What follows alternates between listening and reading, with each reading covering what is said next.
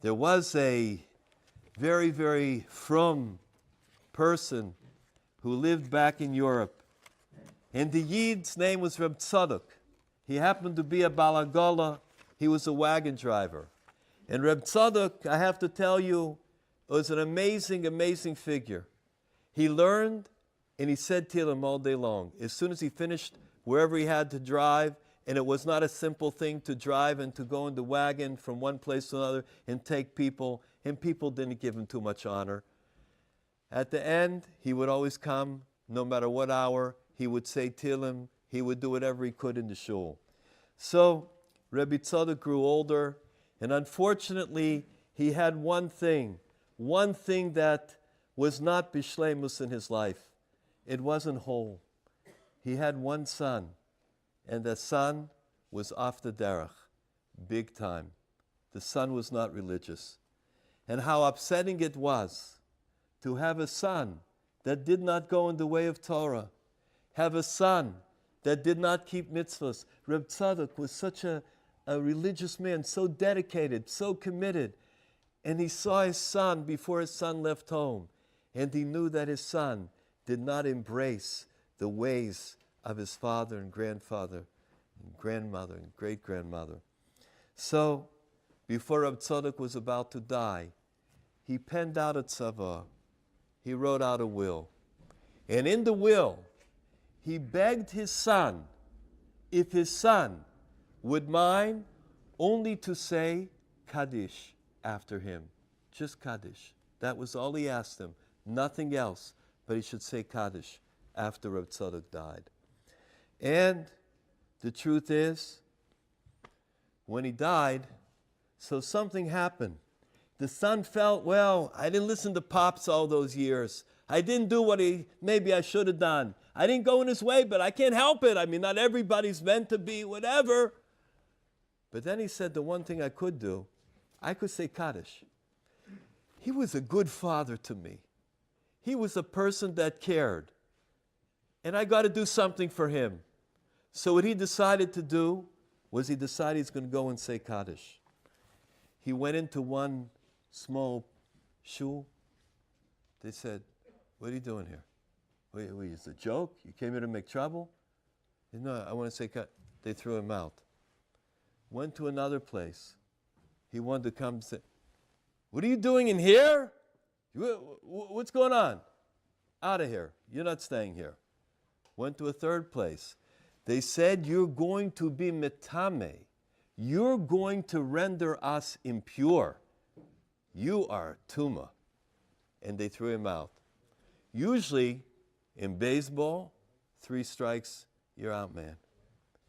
But the Yiddish neshama, the Pintele Yid, that soul that's inside of each and every one of us around the world, that soul does not give up. 1, 2, 3, no way. He decided, I'm going to give it one more shot. He entered in to a new place, a klois, Chasidei Breslov. Chasidei Breslov, when he goes inside over there, Lo megarshim af Yehudi. They don't throw no Jews out. They were makar of him. They let him sit down. And for 6 months, all that he did was he said Kaddish. That was it. No Shema, no Shemon Esrei, no davening, no tefillin, no nothing. Just the Kaddish. All of a sudden, there was a Yid, Rabbi Yankel Zhitomer. Rabbi Yankel said to him, with love, with acceptance, with a heart, you're here anyhow. You sang the Kaddish. Maybe you put on the tefillin. Just the tefillin, that's all I ask you. If I said something I shouldn't, he said, I apologize. But I just thought I would like to ask you. The way that he asked, the son of Reb Tzadok accepted. And from that day on, he put tefillin every single weekday. Well, Rabotai, I don't have to tell you. Mitzvah goreres mitzvah. One mitzvah leads to the next. He continued. He did mitzvos. He put on the tefillin. He said Kriya Shema. He said Shemon Esrei. He did everything. There came to be a point in time, however, that the government closed the mikveh in all of the mikvos in town. The yesod of our community is taras hamishpacha, family purity. The yesod is the mikveh. That's the foundation. That's the purity. And so, Reb Levi Yitzchak Bender came to the son of Rabbi Tzadok, and he said, "You are a very gifted man. Your hands are talented.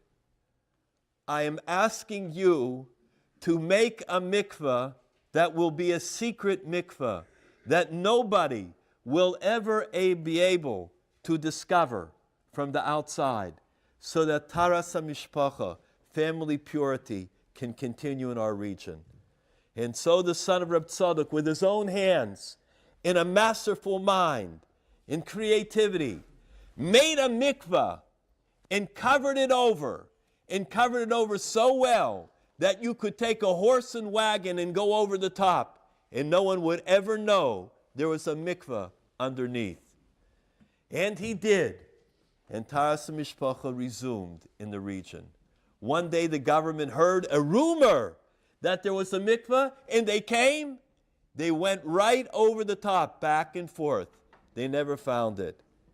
And so, the one that everybody said, "You're going to be metame, you're going to defile us, you're going to make us unclean," was the one who ended up being metaher, made family purity, kedusha, and tahara, resumed in the region. All of us together, each and every one of us, has a great power. A power to purify. A power to be metaher. A power to take our own neshama and to ignite it, and to have that fire become so great that we spread the fire to others.